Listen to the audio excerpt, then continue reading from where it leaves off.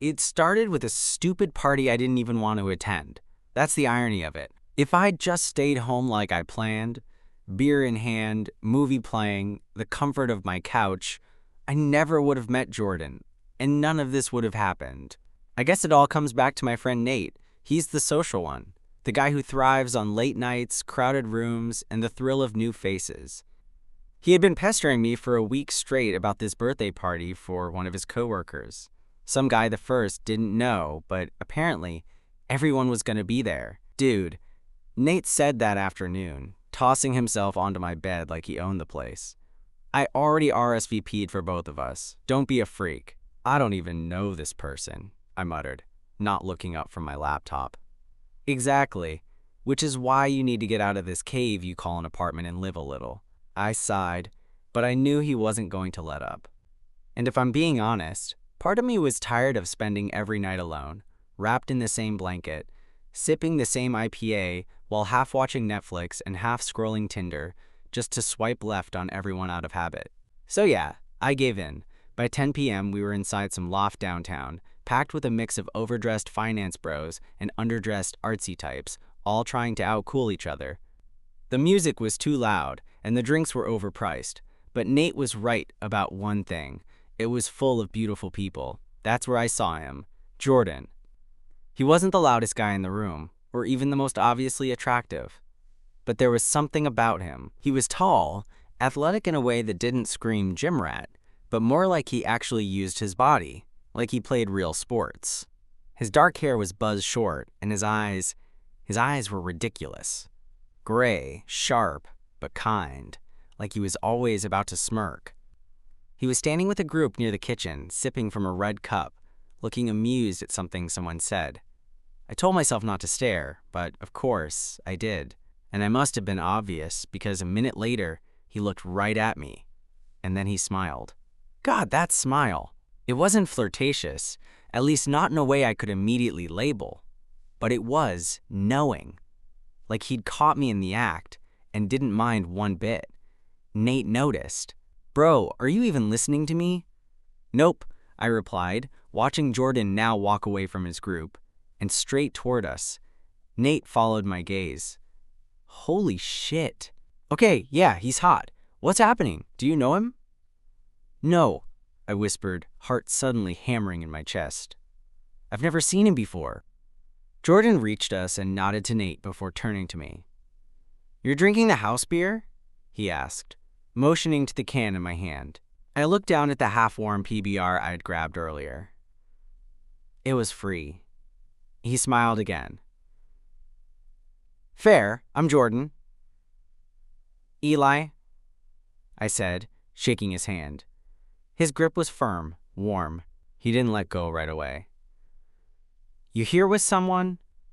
Just my roommate, I replied, jerking a thumb toward Nate, who had already made a quiet exit and was pretending to text someone nearby, eavesdropping shamelessly. Jordan leaned a little closer. You want to get out of here? I blinked. Like now? Like now, he said, as if it was the most obvious thing in the world. Everything in me screamed that this was impulsive, maybe even a little stupid. But the way he looked at me, I couldn't say no. And so, without telling Nate anything, I followed a near stranger out of the party and into the night, having no idea that I was walking into something that would change my life. We walked down the sidewalk in silence for a while, the night air crisp against my skin. I kept glancing over at Jordan, trying to read him, trying to figure out what the hell just happened. It wasn't like me to go off with someone I'd just met, let alone a guy who seemed like he stepped out of a GQ ad. He noticed my side eye and smirked. Relax. I'm not going to kill you. Thanks. That's reassuring. I muttered. He laughed, and I hated how good it sounded. Warm. Effortless. Just thought you looked like you needed to get out of there. Was it that obvious? A little, he said, then added. But mostly, I just wanted to talk to you without music blasting in the background. We ended up at a late-night cafe a few blocks away, one of those indie places with flickering candles on the tables and baristas who looked like they hated their lives. It was almost empty, save for a guy on a laptop in the corner, and a girl reading a thick novel near the window. Jordan ordered us black coffees like he already knew I wasn't a caramel macchiato kind of guy, and we slid into a booth near the back. For a while, we just sat there, the silence between us oddly comfortable. "So, Eli," he said eventually, leaning back in the booth, his fingers tracing the rim of his cup. "What do you do when you're not letting your roommate drag you to random parties?" I raised an eyebrow. "You mean besides questioning all my life choices?" He smiled again. "Yeah, besides that. I work in tech support for a startup. It's as glamorous as it sounds." He tilted his head, genuinely interested. "You like it?" "It's fine," I said.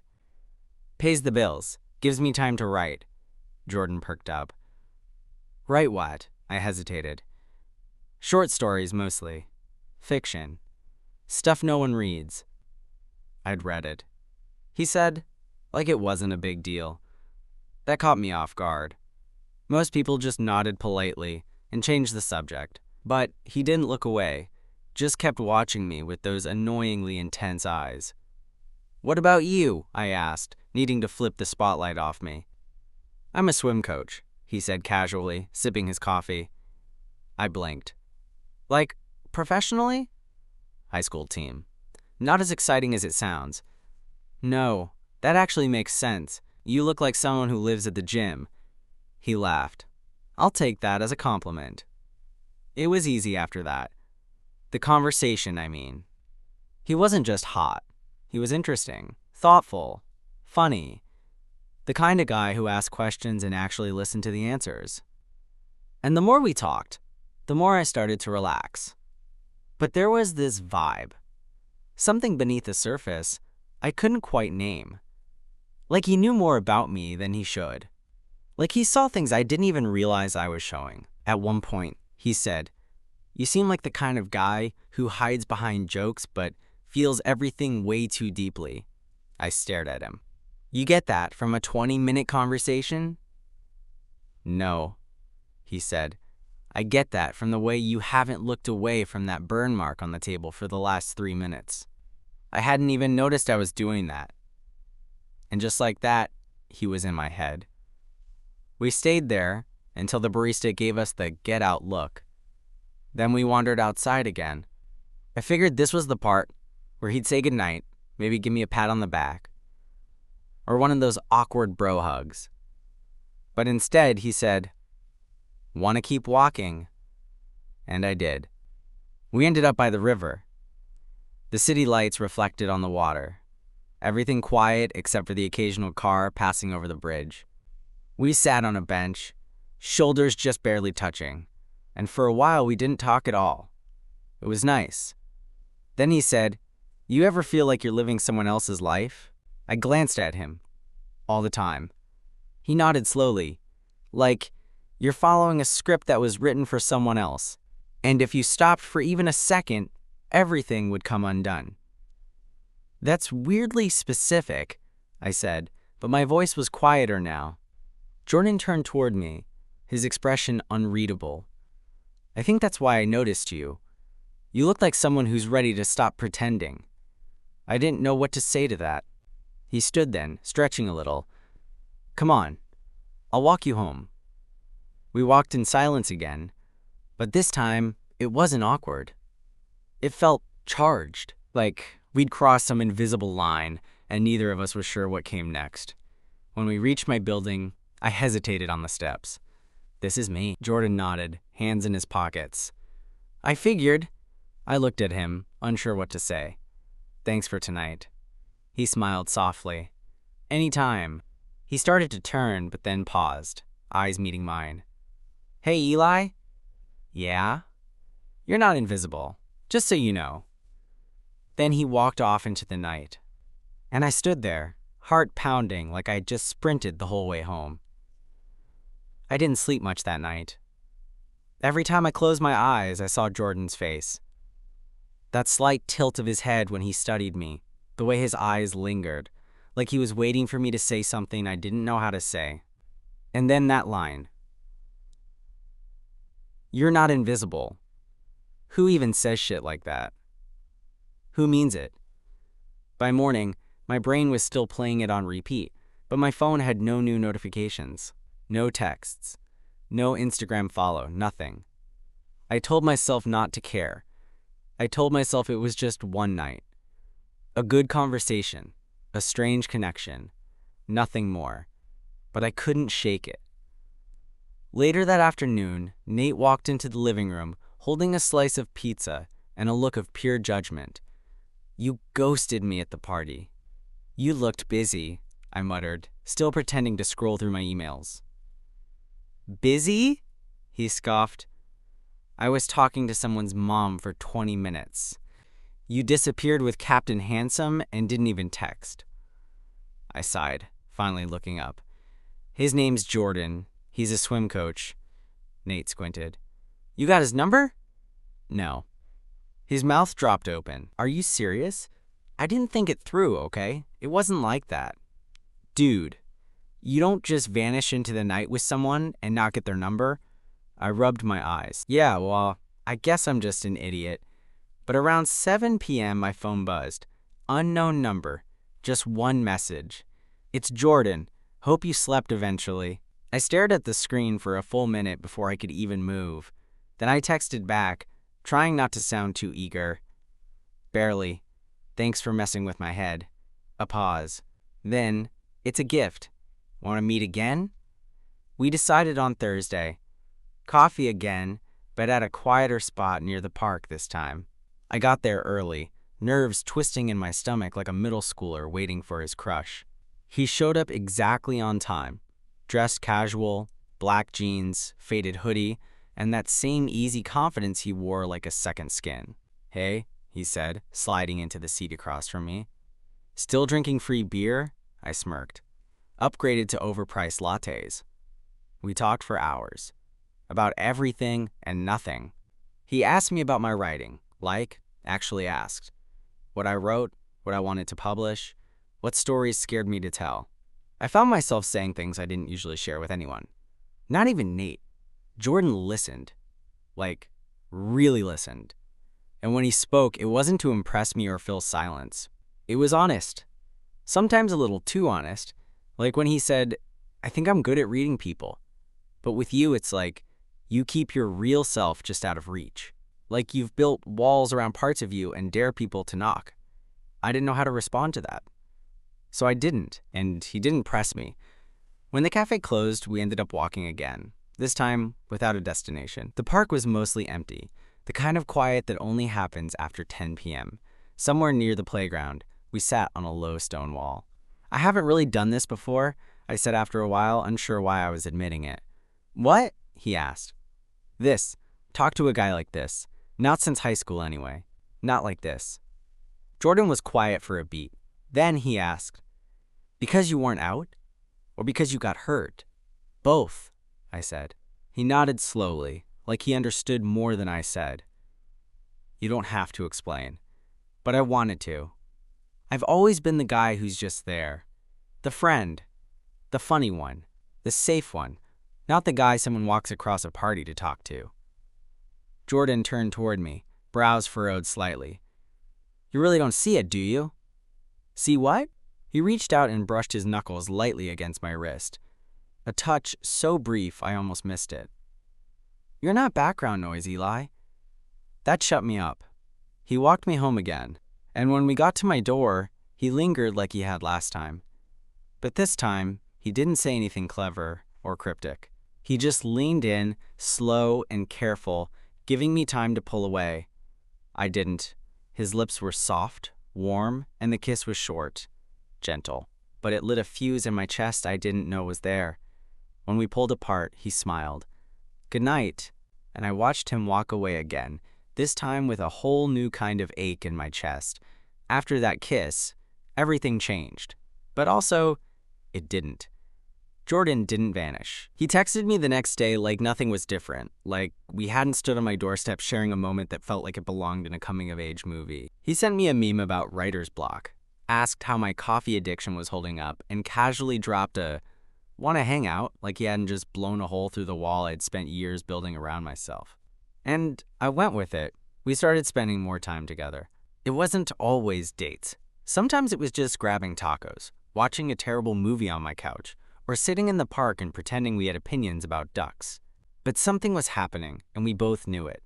Except we weren't talking about it. Not really. Not directly. One night, we were on my couch, a rerun of some cooking show playing while we shared a bowl of popcorn. Jordan had his feet on my coffee table, leaned back like he lived there. He reached into the bowl, fingers brushing mine, and didn't move away. He glanced over. "You always overthink this much?" I laughed, but it came out forced. "What makes you think I'm overthinking?" He raised an eyebrow. "Because every time we touch, your entire body goes rigid like I've hit your self-destruct button." I sighed. "I don't mean to." "I know," he said, softer now. "It's okay." I stared at the TV. "I don't know what this is." Jordan didn't respond right away. When he did, his voice was careful. "It doesn't have to be anything yet." That should have comforted me. But it didn't. Because I wanted it to be something, and I was terrified of what that meant. Later that week, Nate cornered me in the kitchen. He held a box of cereal like it was a microphone and leaned against the counter with a knowing look. "You seeing him?" I blinked. "Who?" "Don't play dumb. Jordan. You two have been joined at the hip for like 2 weeks. I'm not blind." I hesitated. "Yeah, kinda, I guess." Nate raised an eyebrow. That was the most uncommitted "yeah" I've ever heard. I shrugged. "I don't know what we are. It's not defined." He gave me a look. "Do you want it to be?" That question landed hard. I did. I really, really did. But wanting something that real, something that required actual vulnerability, was terrifying. It meant opening myself up in ways I wasn't sure I could. It meant risking rejection, the kind that cuts deeper because it's not just about being turned down. It's about being seen and not chosen. And Jordan saw me. That was the scariest part. A few nights later, it all came to a head. We were at his place for the first time. It was simple, clean, with a few trophies on a bookshelf and a lot of throw pillows I suspected he never bought himself. He made pasta. We sat on the floor with our plates because his couch was too comfortable, and we both liked pretending we were still in college. Halfway through eating, he said it. "You keep flinching when I get too close." I paused, fork midair. "I do not." "You do," he said gently. "And it's okay. I just want to know why." The silence between us stretched too long. I set my plate down. "I like you," I said, staring at the rug. "I like you too," he replied, without missing a beat. "But I don't know how to do this. I've never been someone's something. I've never even been out with someone who made me feel like more than a curiosity." Jordan shifted closer, his voice soft. "You're not a curiosity to me, Eli." I looked at him. He wasn't smiling. He wasn't trying to charm his way through the conversation. He was just there, honest, patient, waiting. "I don't want to mess this up," I whispered. He reached out, his hand resting lightly over mine. "Then don't." It was that simple, and that terrifying. I didn't sleep over that night. Not because I didn't want to, but because I needed space to process it all. The next day, I wrote something for the first time in months. A story that wasn't for class, or a blog, or anyone but me. About 2 guys on a bench by the river. One afraid to speak. One afraid to stay silent. Both waiting for the other to make a move. It wasn't polished, it wasn't even good. But it was honest. Just like him. I didn't show Jordan the story. Not right away. It sat in my Google Docs folder like a secret I wasn't ready to share. Because it was raw. Because every word in it felt like peeling off layers I'd kept hidden for years. And because once he read it, if he read it, I couldn't take it back. But the thing with Jordan is, he never pushed. He didn't ask for more than I was willing to give. That made it worse somehow. Made me want to give him everything and run away from him at the same time. It had been a little over a month since that night on my doorstep. A month of late-night texts, Casual coffee dates that turned into 3-hour walks, and brief, heart-racing touches that lingered longer than they should have. Still, no labels. No, what are we? But then came the night I almost ruined it. It was a Friday. Nate had gone out with some friends, and I stayed in, trying to write. I was half a bottle of wine deep, staring at a blinking cursor, when Jordan texted, "Want to come over?" It wasn't even a question anymore. It was a ritual. I grabbed my jacket and left without thinking. His apartment smelled like sage and detergent. He'd been cleaning. I teased him about it, and he rolled his eyes before pulling me onto the couch with him, one arm slung lazily around my shoulders. And that was when I did the dumbest thing I could have done. I said, "So, what is this anyway?" I felt him tense, just slightly. And then he didn't answer. I pulled away. Not dramatically, just enough to look at him.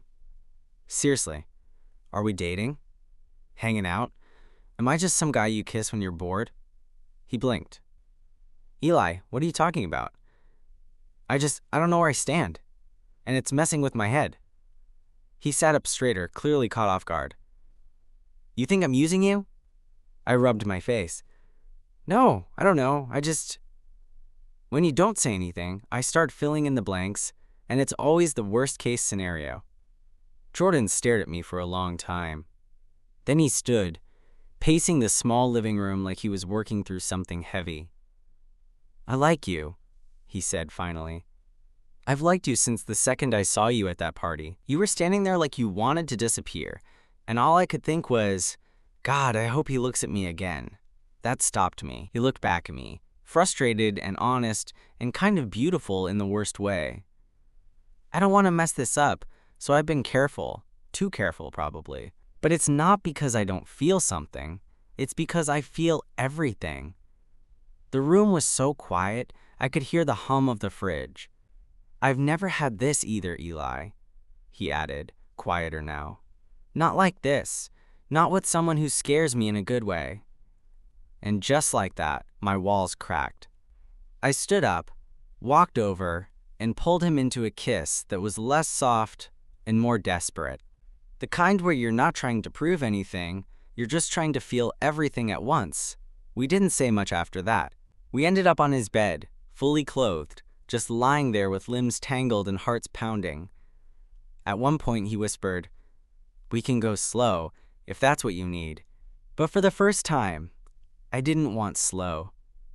I didn't want safe. I wanted him.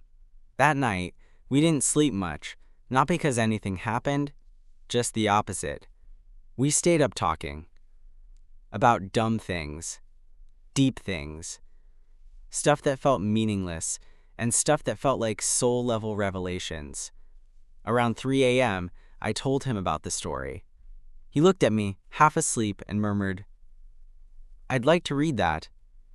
I promised he could. Eventually. He smiled and whispered, "I'll wait." And then he fell asleep with his hand resting over mine. I woke up before him. It was still dark outside, that soft blue just before sunrise. Jordan's arm was draped over my waist, his breath slow and steady against the back of my neck. And for a moment, I didn't move. I just lay there, letting the weight of it settle in. This was real. This wasn't a dream or a hookup or some temporary fluke that would fizzle out the second someone got scared. It was the first time in a long time, maybe ever, that I felt wanted without conditions.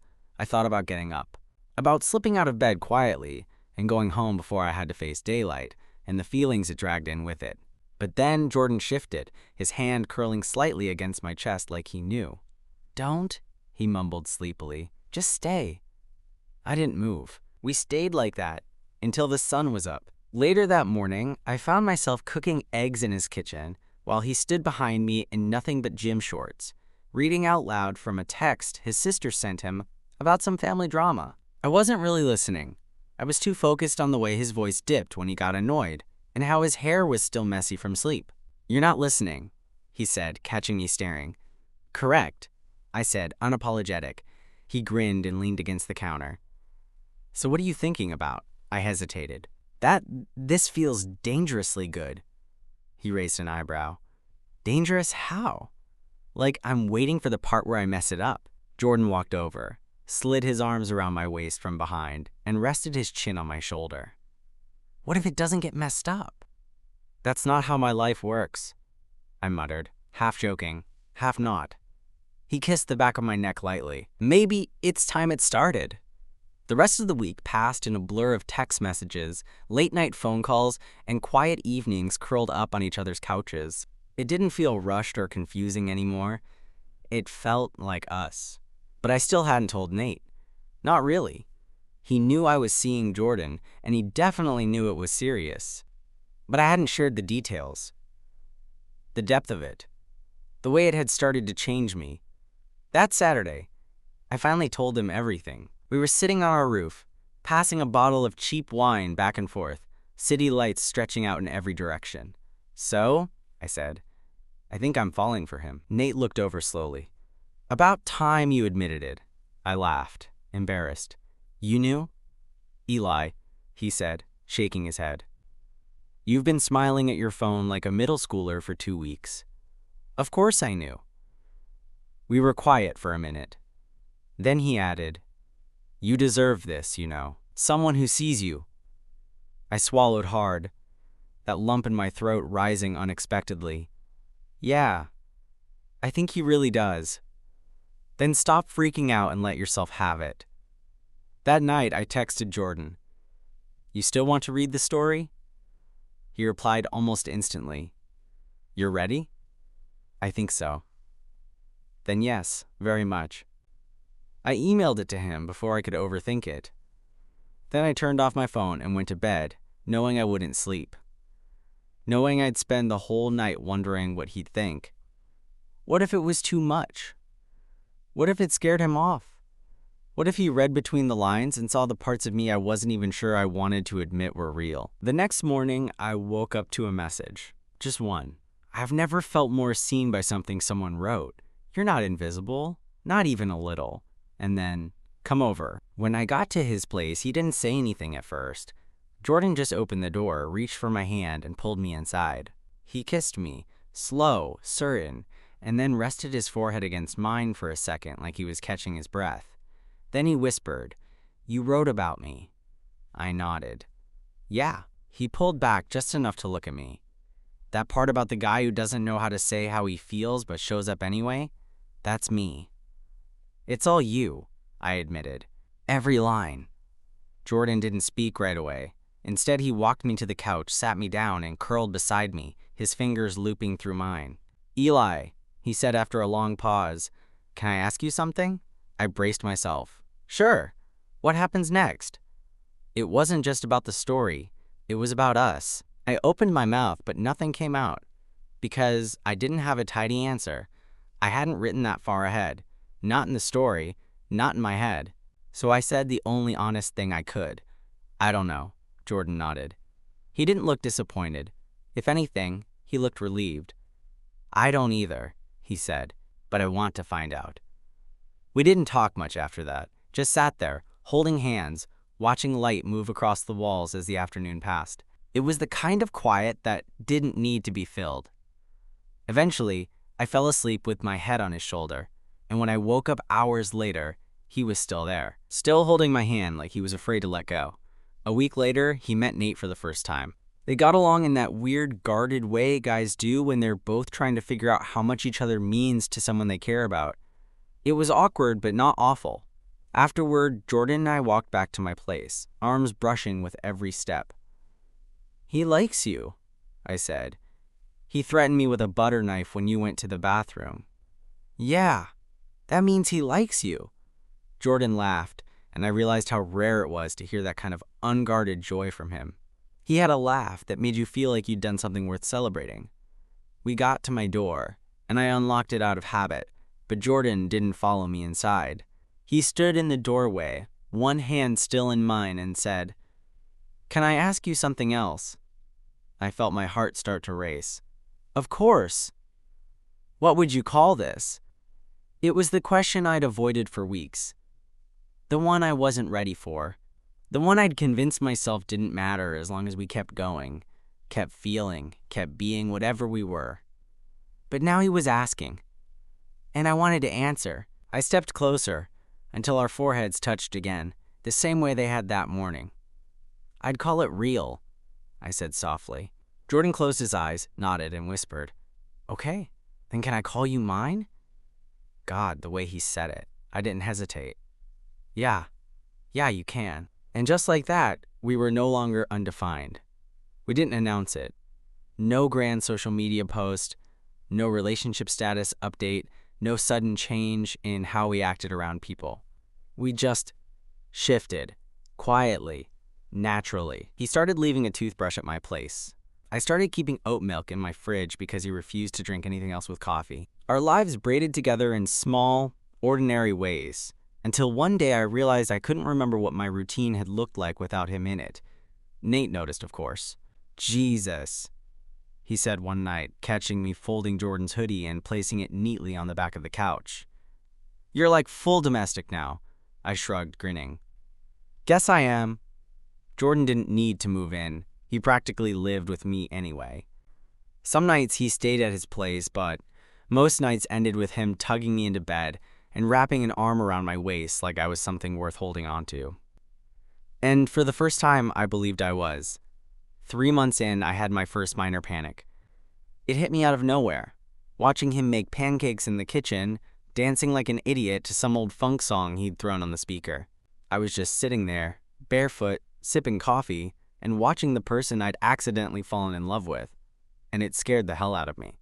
Because this was the part where, historically, I'd find a reason to ruin it, to pull away, to question it all. He caught me staring. "What?" I blinked. "Nothing. Just watching you be weird." He grinned, flipping a pancake. I contained multitudes. I stood up and walked over, wrapping my arms around him from behind. "I'm really bad at this," I said quietly. "At what?" "Letting people in. Trusting that something good can actually stay." He was quiet for a second. Then he turned off the stove and turned around, wrapping his arms around me in return. "You don't have to be perfect at this," he said. "You just have to try." I rested my head against his chest. "I am trying." He kissed the top of my head.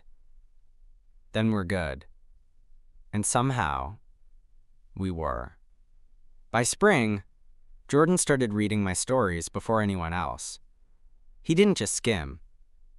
He gave feedback, asked questions, quoted lines back to me that I'd almost deleted. And one night, he said, "You know, when you publish a book, I want to be in the acknowledgments. You'll be the dedication." I said without thinking. He looked at me, surprised. "You mean that?" I did. And he knew it. The first time he said, "I love you," it wasn't during a big romantic moment. It was when I was sick, headache, fever, sweat-soaked sheets, and cranky beyond belief. He brought me soup, made me take meds, and forced me to drink water. I'd been snapping at him all day. At one point I muttered, "You don't have to take care of me." He just raised an eyebrow. "Tough, I want to." "Why?" He didn't even hesitate. "Because I love you, dumbass." I blinked. "Wait, what?"